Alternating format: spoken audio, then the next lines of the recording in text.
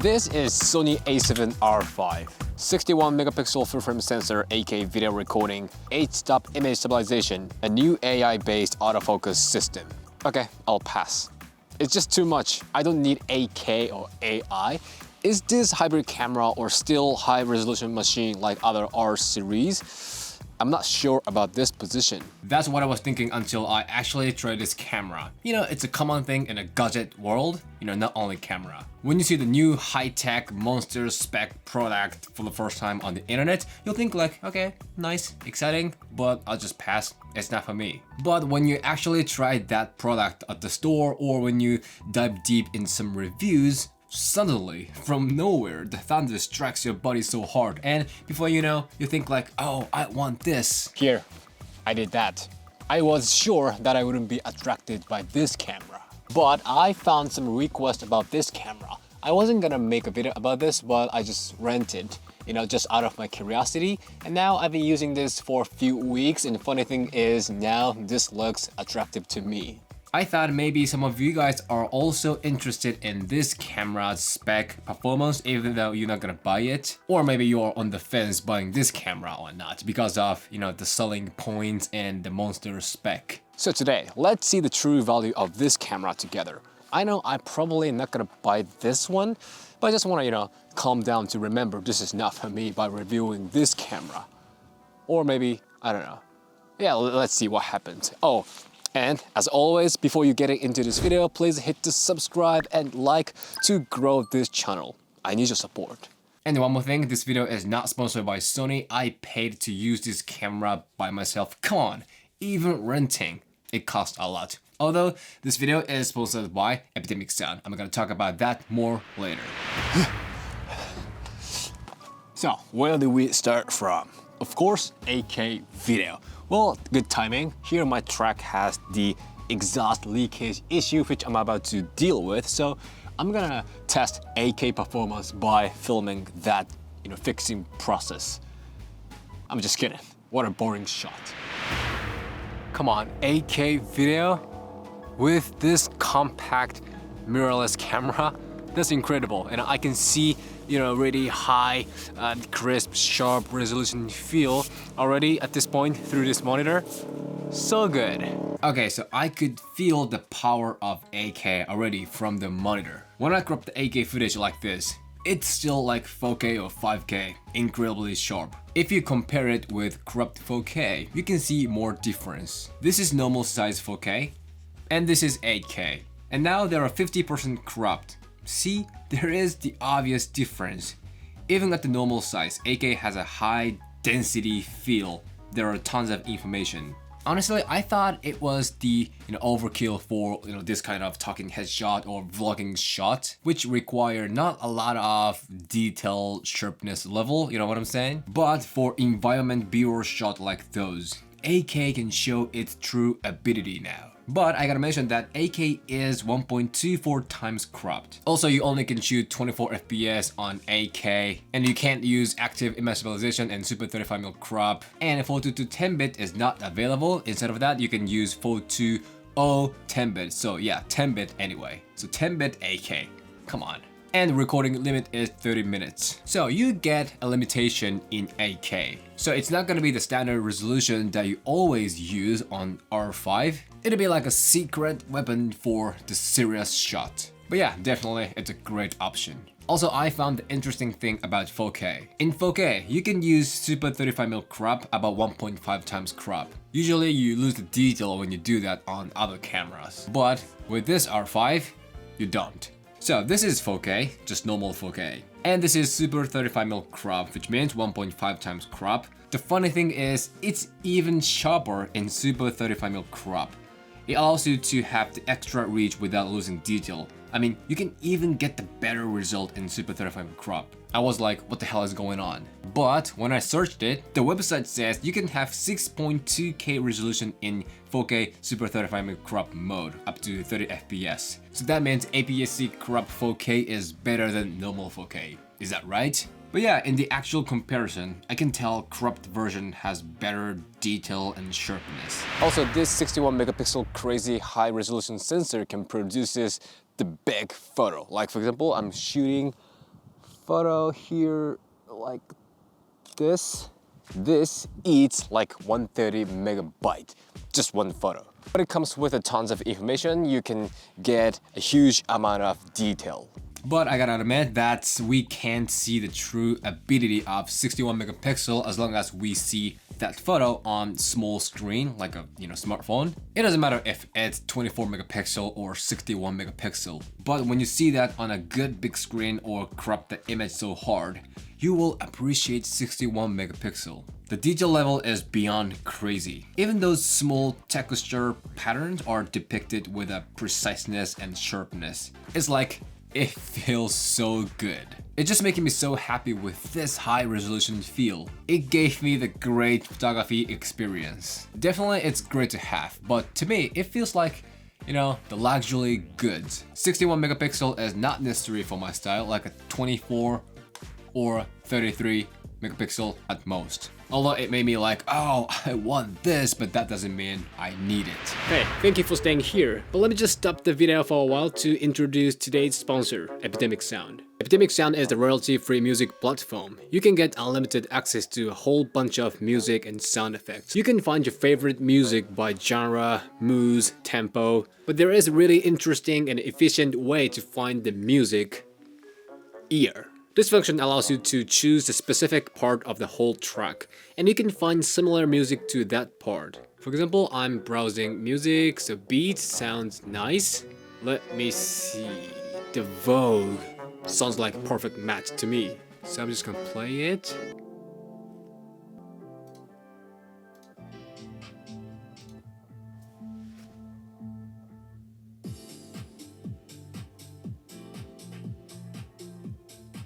So I like this part, I like this house beat part. So what I'm gonna do is select this wave icon and I'm gonna choose the part I like. So obviously this house part.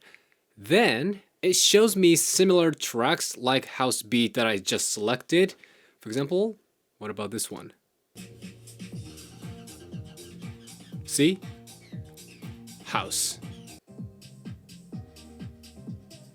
Isn't it really interesting and efficient? With this, you can save a lot of effort and time to find your perfect match. Epidemic Sound. I think it'll be a strong and reliable partner in your creative journey. The link in the description below, so if you're interested, just check it out. Okay, next one is build quality. So here is the unique and big outstanding feature of this camera, which is this multi-angle touchscreen. So first, you can flip like A7IV or A7III, just flip screen like this. But also you can tilt the screen like A7III. So this tells that this one is photography camera, because in photography, you want the screen at the center like viewfinder. But honestly, in my opinion, this tilt function is not something I really want. Even when I shoot photos with screen, I don't mind with flip screen. I'm okay with this. I mean, it's like if there is multi-angle screen, yeah, sure, let me use it, but I don't eager to have it. But if you're a photographer, this is awesome feature. Usually you can have the screen center like this, but now it's much easier to shoot like low and high angle. So about the size and weight, the number says this is 1.6 pounds, which is a little heavier than A7IV. Also, it got thick because of this multi-angle screen, but actually I don't mind that change at all. Yeah, it's pretty reasonable. And button dials are pretty much same as A7IV, except this dial lock, which most photo specialized cameras have, and this PC sync socket output. So, except those, same. And I felt the big evolution in the quality of this viewfinder and the screen. First, the monitor is a little big compared to other cameras. Also, it got more resolution than A7IV. And the viewfinder got better as well. Actually, I could feel those when I was shooting on this camera. So basically, the build quality is not that different from A7IV. It got a few more functions, but to be honest, not a huge deal. Although I like this bigger monitor. So for the first time in my channel, I did 3 cameras at the same time in one timeline, like 1 and 2 and 3. So I don't know if it's efficient or not compared to like a, product B-roll shot that I always do, but it's fun.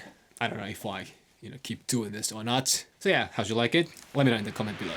So F2.8 ISO200, shutter speed 1/400 because I don't have ND right now, and I didn't touch my eyes on screen, but come on, this focus. So this camera can detect like a human body structure, like a head, like a posing. I don't know how to describe.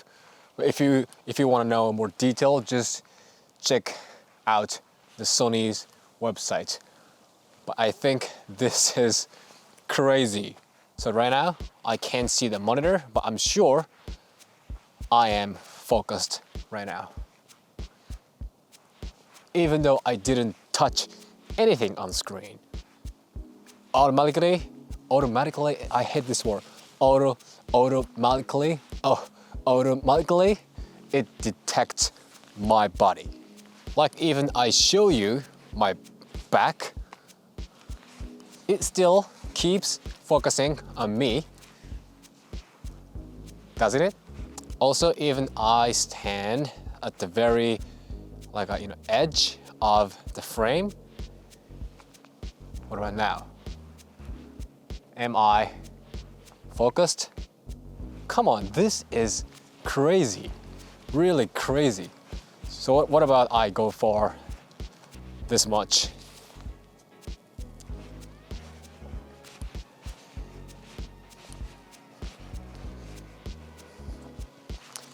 This is AI.